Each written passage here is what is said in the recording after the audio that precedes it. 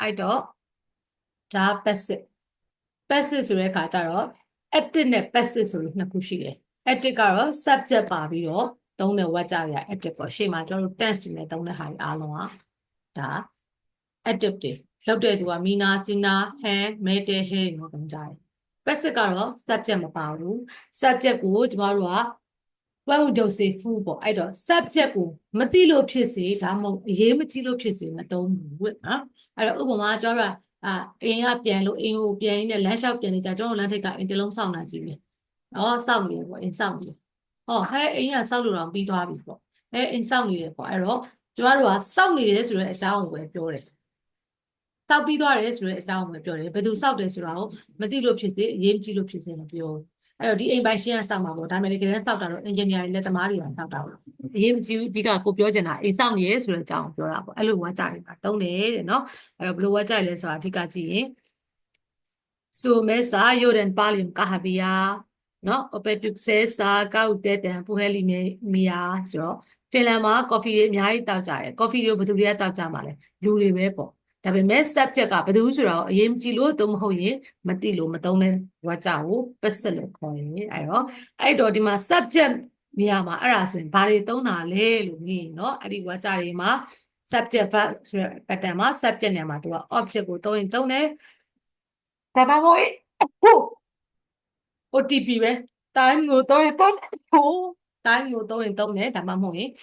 place ကိုသုံးရင်သုံးတယ်เนาะ object ဒါမှမဟုတ်ရင် time place စုမဲစာဆိုတော့ place ပေါ့နေရာပေါ့ဟိုမှန်တာဆိုတော့မနေ့ပြန်ဆိုတော့ times နောက်ပြီးတော့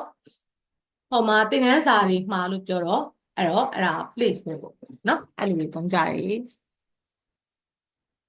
ပြီးရင်နောက်တစ်မျိုး passive ကိုဘယ်မှာသုံးလဲဆိုတဲ့အခါကျတော့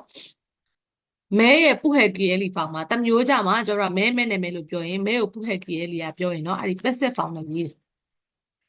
เนาะအဲ့ဒါမဲဖောင်နဲ့ spoken language မှာ passive ကိုသုံးတာတွေ့ရမယ်ဒါ passive သုံးတဲ့နေရာတွေပြောတာနောက်ဆုံးတစ်ခုကတော့ suggestion move လို့ပြောတယ်เนาะအဲ့တော့ passive ကို subject နေရာမှာထိတ်ဆုံးမှာတင်ပြီးသုံးလိုက်မယ်ဆိုရင် passive ဖောင်နဲ့ verb ကိုထိတ်ဆုံးမှာတင်ပြီးတော့သုံးလိုက်မယ်ဆိုရင်ဆိုလိုရင်းက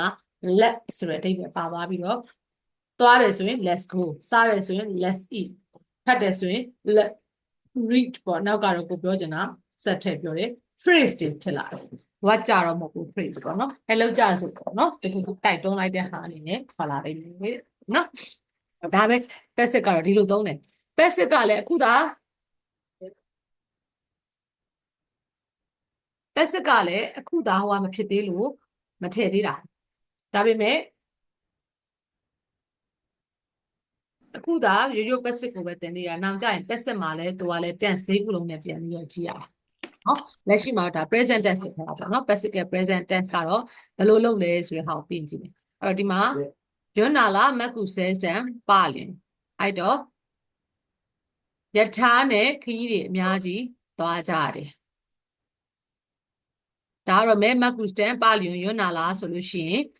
ဒိဗျာဘာဖြစ်သွားလဲဆိုတော့ငါတို့တွေယထာနဲ့ခရီးသွားကြမယ်စကားပြောတဲ့ဖောင်မက်ကူတဲတန်ယွန်းနာလာယထာနဲ့သွားကြဆိုဟဲ့ပေါ့နော် NC ဘိုးနာဆိုရင်အဲ့တော့လာမယ့်နှစ်မှာအဲ့တော့ဒါတွေက passive သုံးကြတဲ့ sentence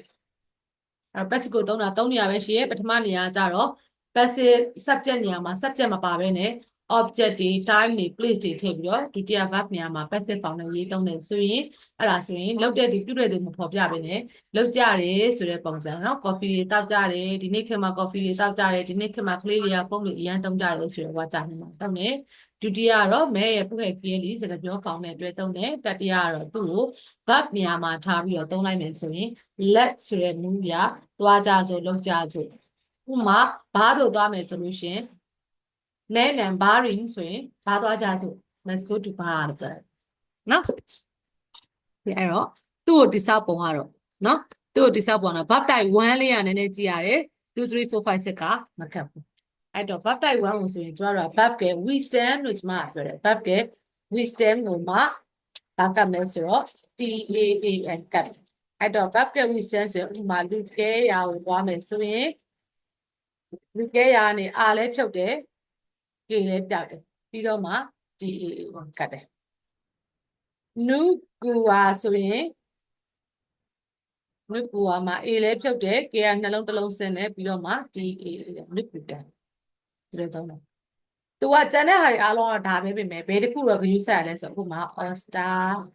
နော် enter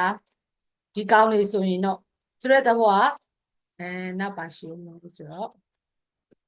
star ဘယ်ပါဝဲ harmony ပြလောင်းပါဝဲဒီ RR ပေါင်းနေဆိုရင်တော့ stem ကတော့ we stem ပဲဖြစ်တဲ့အတွက်ကြောင့်မလို့ all star ကိုလုပ်မယ်ဆိုရင် R ဖြုတ်မယ်နော်ဒီမှာတော့ S မို့လို့ consonant variation တောင်းစရာမလိုဒီကျန်ခဲ့တဲ့ R ကိုတော့ဘယ်ပြောင်းရလဲဆိုတော့ E ပြောင်းရတယ်ပြီးတော့မှ enter ဆိုရင် we stem ကိုအရင်ရွှေ့ပြစ်မှာဖြစ်တဲ့အတွက် R တစ်လုံးဖြောက် and D ကနေ NN ရောက်တယ်ပြီးတော့မှဒီကျန်ခဲ့တဲ့ A ကိုဘယ်ရွှေ့လိုက်လဲဆိုတော့ E ရွှေ့လိုက်တယ်ပြီးတော့မှ D ကတ်တယ် star star ဆိုတော့ထုံးလေး၎င်းမယ် star star မှာကျွန်တော်တို့ A တစ်လုံးဖြောက်တယ် ST မို့လို့ consonant variation ကိုလုပ်စရာမလိုကျန်ခဲ့တဲ့ A ကို E ပြောင်းပြီးတော့မှ D ဘာဝင်ထားမှပြင်လိုက်ရတယ်နော်အဲ့ဒါ verb type 1ရဲ့ passive ကိုပြောင်းတယ် for 2 3 4 5 6ကတော့လွယ်တယ်နည်းနည်းတိုင်း2 3 4 5 6နော်အဲ့ကောင်ကြီးတော့ဘာလုပ်လိုက်လဲဆိုတော့နောက်ကနေဘာဝဲ n ပဲလုပ်ပြီးသွားတယ်အဲ့တော့မူရင်းကိုဘာဝဲ n တော့တာဖြစ်တဲ့အတွက်ကြောင့် u ဒါဆိုရင်ဘယ်ရောက်သွားမလဲဆိုတော့ u ကိုဒါဘိုးကြီးဒါဆိုရင်လေဘိုးကြီးဒန်ပြီးတော့အာယာတဲလာဆိုရင် तू ကမူရင်းတွေကိုပြောင်းတာဖြစ်တဲ့ကြောင့် consonant variation လုပ်စရာမလိုဘူးအာယာတဲလာကိုပဲနောက်ကနေဒီတရကိုပြန်ပွားအာယာတဲလန်ပါစတာဆိုလေပါစတန်ဟာလူတာဆိုရင်လေဟာလူတန်တာတာရာဗီတာဆိုရင်လေတာရာဗီတန်ဗန်ဟေတာဆိုရင်လေဗန်ဟေတန်ဒါပဲအဲ့တော့ဒါ present positive passive နော် present tense ပြီးတော့ positive form အဲ့ဒါအောင်မှာ negative form ကြရင်တော့ဘယ်လိုပြန်လုပ်မလဲဆိုတဲ့အခါကျတော့ဒီမှာကြည့်လိုက်ရင် तू ကကျမတို့ subject မပါတဲ့အတွက်ကြောင့် person နဲ့အငင်းမှာ any နေထည့်စရာမလို verb တွေကိုတော့ကျမတို့ကဆွမ်းနာ tan ကတ်ထားပြီးသားအဆင့်ပေါ့နောက်ဆုံးကနေလို့ an လေးတွေပြန်ထုတ်လိုက်ကတ်ထားပြီးသားအဆင့်အဲ့တော့ဥမာဆွမ်းနာလုပ်ခဲ့တဲ့ နုကူကနေပြီးတော့နုကူတန်ပြီးတော့ ယိုဒန်ပြီးတော့အာယာတဲလန်ပြီးရင်အော်စတေဒါတော့အော်စတာကနေပြောင်းတာနော်အော်စတေတန်အန်နေတန်ပြီးရင်ဟာလူတန်ပြီးတော့ဟာလူတန်ပြီးတော့တာရာဗီတန်သူမေတန်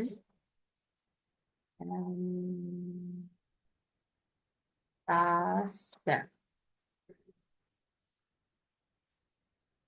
မဲနဲ့အဲ့တော့ဒီကောင်မျိုးကျွန်တော် negative လုပ်မယ်ဆိုရင်သူတို့နောက်ကအငင်းကတော့ A မယ်နောက်ကနုကူတန်မှာ an လေးပြန်ထုတ်လိုက်အဲ့တော့ verb type 1ကတော့တာရင်းနဲ့ကြံပြီးမယ်ကျန်တဲ့ verb တွေကတော့မူရင်းပြန်ရောက်သွားတာပေါ့အာယာတဲလာ Australia တန်ကတော့ A Australia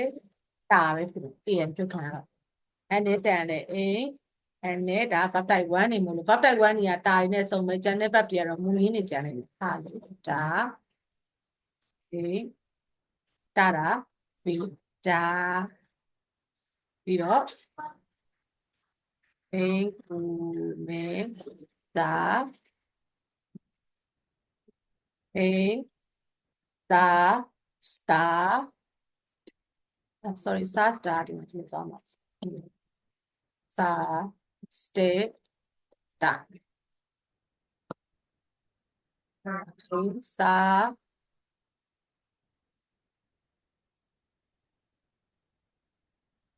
တေ တာလို့ကျန်တယ်အေးအဲ့တော့ဒါဒီဘက်က positive present tense passive နဲ့ဒီဘက်က negative passive negative passive ကိုမှဒါ present tense အဲ့တော့ဒါ passive က form ပဲ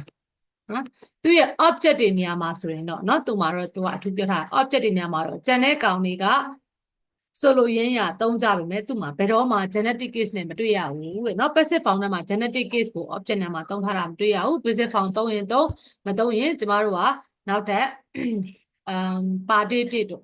เนาะဒီတွေတို့ဆိုလိုရင်းနေဟဲ့ပန်းသီးတွေအားလုံးစားပလိုက်ကြစို့ပန်းသီးနည်းနည်းစားကြစို့ဆိုတဲ့ပုံစံသားတွေ့ရမယ် genetic case က complete form လိုမျိုး genetic case က omen ဆိုတာကိုတွေ့ရမှာမဟုတ်ဘူး passive က present tense ပဲ